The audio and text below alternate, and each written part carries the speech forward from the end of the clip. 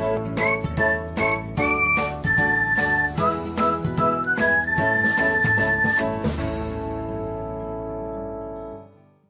everyone, welcome back to another episode of Technologyglance. Today, in this video, I'm going to guide you through how you can disable Viber in calls on Viber.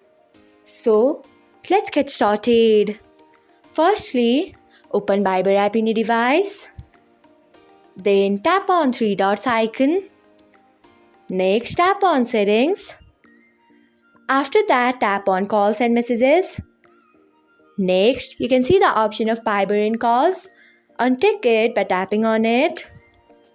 So, this is how you can disable Viber in calls on Viber. Thanks for watching. If you found this guide helpful, we would love it if you hit the thumbs up button below. We upload great new tech tutorials like this one every day. So, do not forget to subscribe to our channel and hit the bell icon so that you'll never miss another update.